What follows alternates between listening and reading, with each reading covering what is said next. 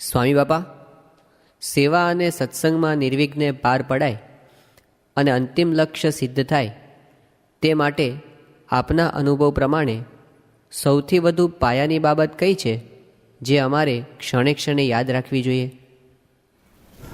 મહિમાની દ્રષ્ટિ પહેલી. આપણે આ બધું કરવું છે, એમાં મહિમા જો હશે તો બધું કામ બધું થશે.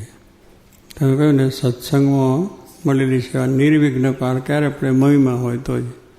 નહીં તો વચ્ચેથી જો મહિમા ના હોય તો તરત આપણે ઘર ભેગા થઈ જઈએ કે આ સેવા મારે નથી કરવી. મનની પ્રમાણ ના થાય, રુચિ પ્રમાણ ના થઈ આપણા સ્વભાવ. પણ એ નથી અહીંયા આગળ. અહીંયા એક જ વસ્તુ છે કે મહિમા હશે તો ગમે એટલું તમને માન થશે, અપમાન થશે, પણ એ સેવા તમે કરવાના છો ને કરવાના છો જ. મહિમા નથી તો તૂટી જશે, જતું રહેવા છે. એટલે મહિમા ભગવાનનો જે શ્રીજીવાસરો છે, સત્સંગનો પણ ભાવ છે. મારે કે દરેક સત્સંગી ભક્તોનો પણ મહિમા સમજવાનો છે. એટલે એમાં મહિમાની દ્રષ્ટિ જો હોય તો પછી આપણને કોઈ વસ્તુનો વાંધો આવે નહીં. એટલે હવે મળેલી સેવા નિર્વિઘ્ન પાર ત્યારે પડે. મહિમા ના હોય તો અડધેથી મૂકીને જતો રહે કે હવે શું માથાકૂટ કૂટાકૂટ કરવી છે, આપણી કાને પડી નથી. પણ જો આપણે મહિમા આપણે કોને રાજી કરવા છે? શ્રીજી મહારાજ, સાચી મહારાજ, જોગી મહારાજને. એટલે એ રીતે જો આપણે કરીએ તો સત્સંગમાં આપણને કોઈ વાંધો આવે નહીં. પણ આપણે જરા વિચાર કરવા છે કે પેલા નથી કરતા મને બતાવ્યા કરે છે, એટલે મને બતાવશે તો આપણે વધારે રાજી પોતાવાનું. એમ ખોટું નથી, એ નથી કરતો તો એને ઓછું એ થવાનું હોય છે. અગર મહારાજની ઈચ્છા છે તો એટલે મારે કંઈ મળી જવા. નિર્વિઘ્ન એટલે કોઈનો અભાવ ના આવે, આજ્ઞા આવે, કોઈની ગૌણતા ના આવે, આપણી નિયમ ધર્મો ગણતા ના આવે, કથા વાર્તામાં ગૌણતા ના આવે, કોઈ પણ કાર્ય સોંપેમાં ગૌણતા ના આવે. નહીં તો ગૌણતા આવી જાય ને.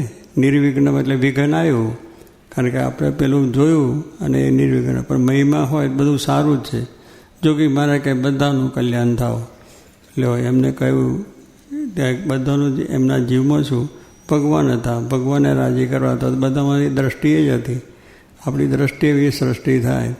આપણી દ્રષ્ટિમાં ભગવાન છે, આપણામાં જ્ઞાન હશે તો આપણે બધામાં સારા દેખાય છે, બધાને સારું જ લાગે. દુર્યોધનને પૂછ્યું કે તારી આ દુનિયામાં માણસ કે બધા લુચ્ચા, બદમાશ, હરામખોર છે. કારણ કે એની દ્રષ્ટિ જ એવી હતી કે આનું કાર્ય એવું હતું કે પાંડવોનું પડાવી લીધું હતું. એટલે એના દ્રષ્ટિમાં વિચારો તો એ જ હોય ને.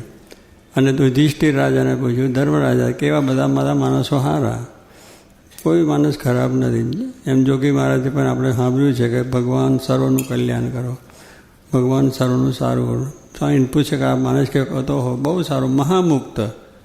લો, તમારી દ્રષ્ટિ મહામુક્ત લાગે.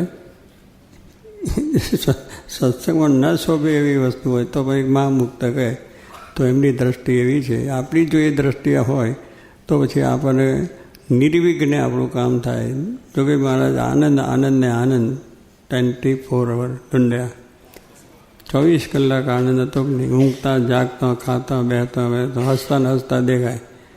સાથે એમની એક દ્રષ્ટિ એવી હતી કે ભાઈ ભગવાન દ્રષ્ટિ. એટલે દરેકના પ્રત્યે એવી વૃત્તિ રાખીને જો આપણે કામ કરીએ તો આપણને કોઈ વાંધો આવતો, કોઈ સેવામાં વાંધો આવશે નહીં. પણ આપણે પછી બીજાનું જોવાની દ્રષ્ટિ થાય એટલે વાંધો આવે. બધા એ હારા છે એમ કહેલું પછી છે બસ. અને સ્વામીએ તો ત્યાં સુધી વાત કરી કે બધા સમજે છે અને હું નથી સમજતો. તમે પણ ત્યાં પ્રિન્સિપલ હોય ને તો તમારે એમ જ માનવાનું છે કે આ બધા છોકરા ભણે છે તો સર્વોપરી હું જ મૂર્ખ છું. સમજાય? હા, તો પછી આપણે વાંધો ના. પણ મને મૂર્ખ કયો એટલે બધા છોકરા કહે ગેટ આઉટ, નીકળી જાઓ બહાર. અને પહેલાં કહ્યું હોય કે તમે આવા છો, સારું, આપણે ભણાવવું છે ને પ્રિન્સિપાલ છે એટલે થાય. એમ સ્વામી જોગી મહારાજની દ્રષ્ટિ જેવી છે એવી આપણી દ્રષ્ટિ થાય. અને એ કરવા માટે તો આ બધી વાત છે, કથા વાર્તા કીર્તન. તો એ દ્રષ્ટિ થશે એમના પ્રતાપે કરીને. અને આપણે એવા સુખિયા પણ થઈશું તો આપણે કોઈ વિઘ્ન નથી.